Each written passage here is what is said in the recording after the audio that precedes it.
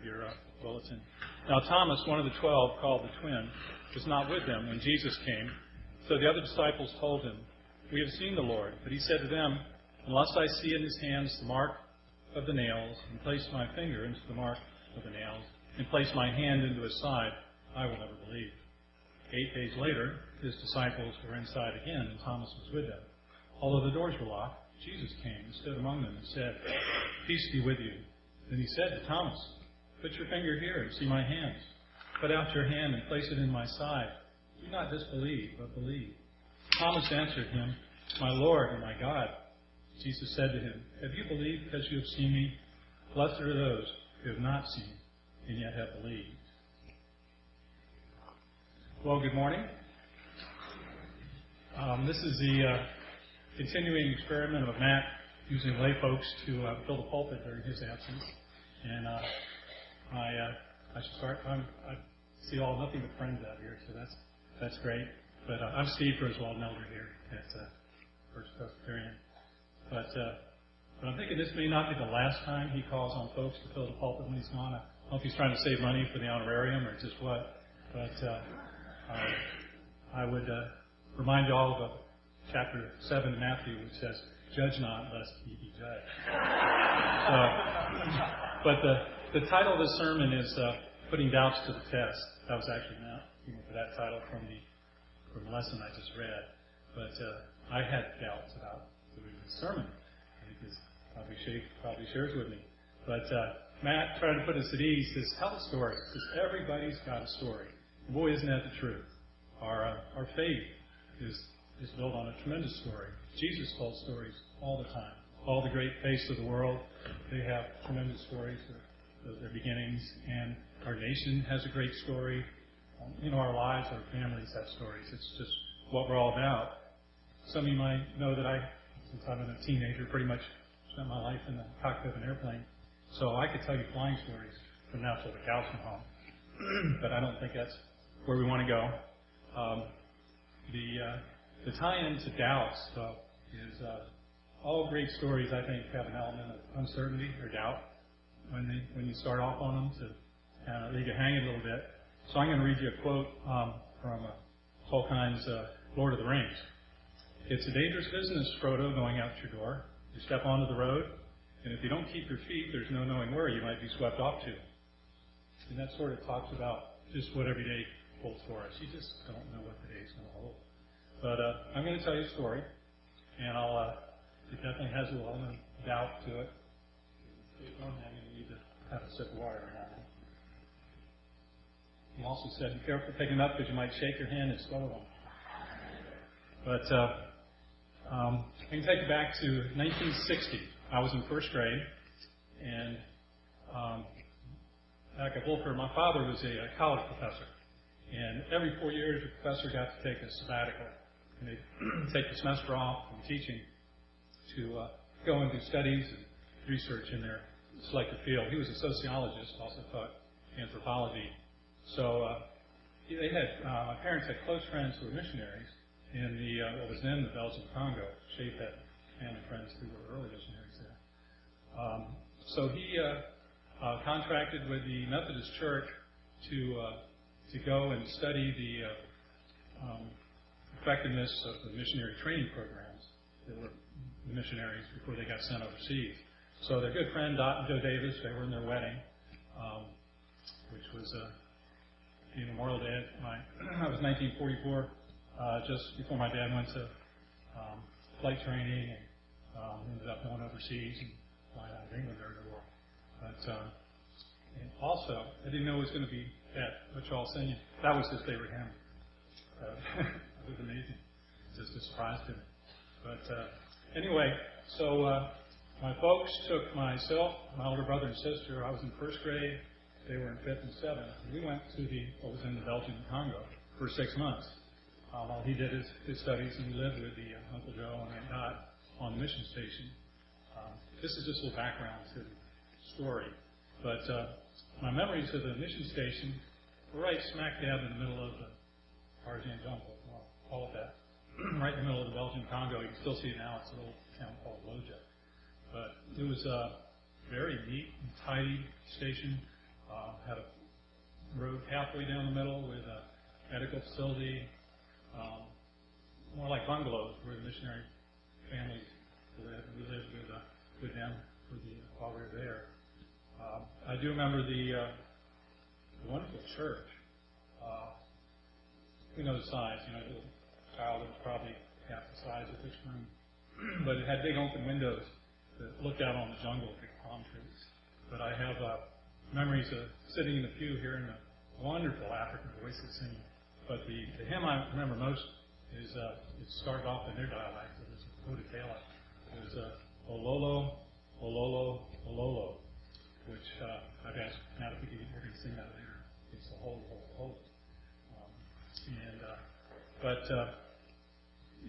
Some memories I have also around this station were some of the local fellows there had killed a black mamba snake, a big snake, and they had to drape on a pole. It's killed out in the yard in front of our house. We slept under mosquito netting at night because of the mosquito carrying malaria. I remember going with some of the little African boys collecting butterflies and nets and filling up the netting in the bed with butterflies. But we did some side trips throughout that time back to small villages in the jungle, and the natives there had seen probably adult white folks, but they had not seen little children. So we were an element of real fascination. I mean, we would have little crowds around us just checking us out. But so during the time while we're there, Uncle Joe, the missionary, another missionary named Burley Law, and his daughter, about my age, and our family, and then they decided to go down a river, in the Jungle River, probably a tributary to the Congo, big river, for an afternoon float down the river. There were 8 of us. They had 3 dugout canoes, long canoes that were lashed together, and these were pretty big because there were 8 of us. Papa Ganjolo was our guide, quote unquote guide. So we get on the river, and I do definitely have memories of it. My dad had a movie camera. He became a documentary filmmaker later. This was his first stab at it. He took movies which are lost. I tried to find them. Can't find them.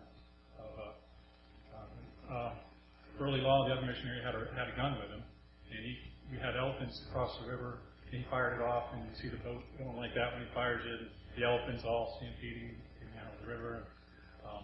Papa Ganjolo in the back of the boat just paddling away. My dad said he paddled while you were filming him.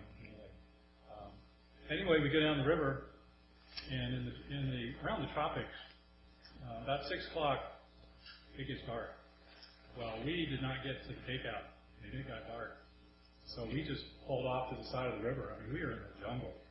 And it was a really steep bank. And I remember being put up above a tree so it would roll down in the beak of the river.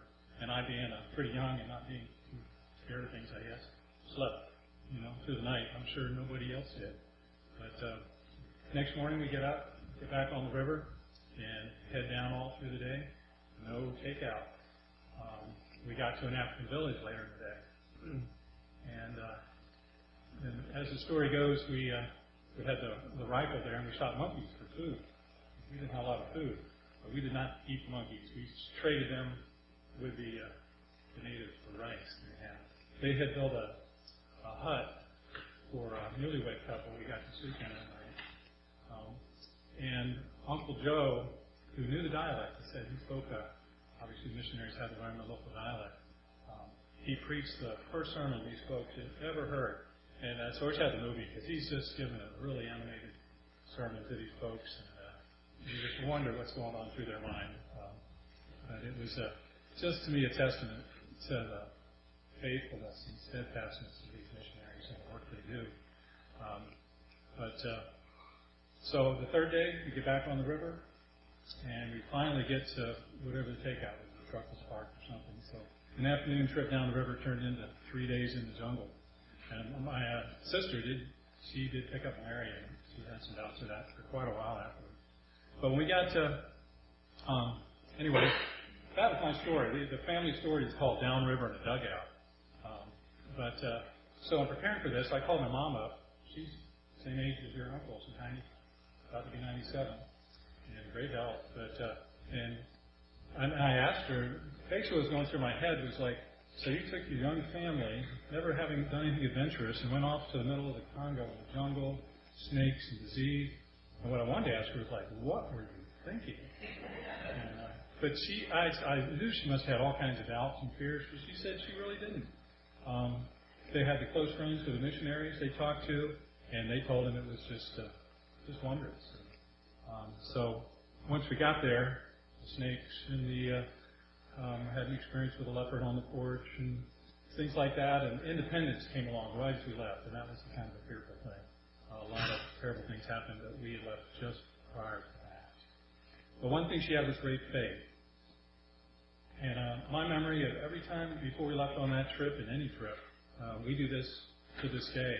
Before we head up the drive, we say the Traveler's Psalm. The 121st Psalm. I lift up mine eyes to the hills from whence cometh my help. You're all probably familiar with that one.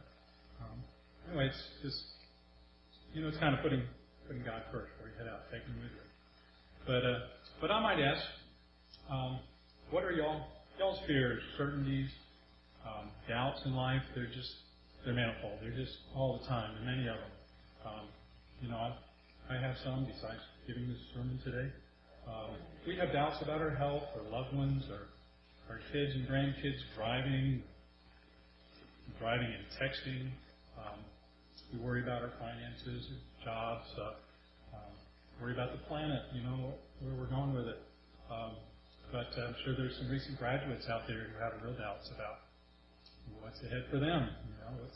What's the path going to open up for them? Thomas doubted Jesus until he actually saw him.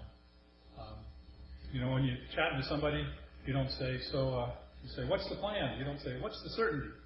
It's just how life is. Woody Allen has a great quote, if you want to make God laugh, just tell him the plans. You've all heard that. But I like better in Proverbs 3 verse 5, we're told how to go about our plans. Trust in the Lord with all your heart, and lean not on your own understanding. In all ways submit to him, and he will make your path straight. Ellen read so nicely the psalm, and that's one of my favorites. It just tells you God is everywhere, no matter where you go. But on the flip side, which I like better, what do you have absolutely no doubts about? When we've asked about it a little bit to see what folks might answer back, and people see God and doubt him not when they see an incredible sunset or sunrise, just the sheer beauty of it. In the music, this incredible music we have here, to hear God speaking to us, that miracles do happen. They happen all the time, and we see them. And that just, that's just an absolute faith. I know we see that here. That I don't know exactly what it's going to be like when I pass through this life, but I know that God is taking care of that, and it's going to be okay. And that during really hard times, God is right there with you, that he hears you, and he knows your soul. And I don't doubt the love, caring, fellowship, and mission of the people in this church. But in closing, I got another real short little story. One thing I've enjoyed doing since I was a teenager was going down whitewater rivers in kayaks. Ted's kind of with me. There he is. A few years ago. But we were on a trip on the Chattooga River, which is a beautiful, pristine river just up the road here. And we had a whole group, about 5 or 6 of us. And we're just getting ready to put on the river, and it's got some pretty big rapids on it. And one of the fellows, the young guy who grew up here in Habersham, just we're getting ready to put on, he stops and he says, hey, y'all mind if we have a prayer before we go? Which was a little different for this crowd. So in closing, I'll just give you what I call Jeremy's prayer. God, go down the river with us today. Ride the rapids, share the joy we feel in being out in this wondrous world of yours. We would ask you to keep us safe and be ever mindful that you're right there with us all the way, all the time.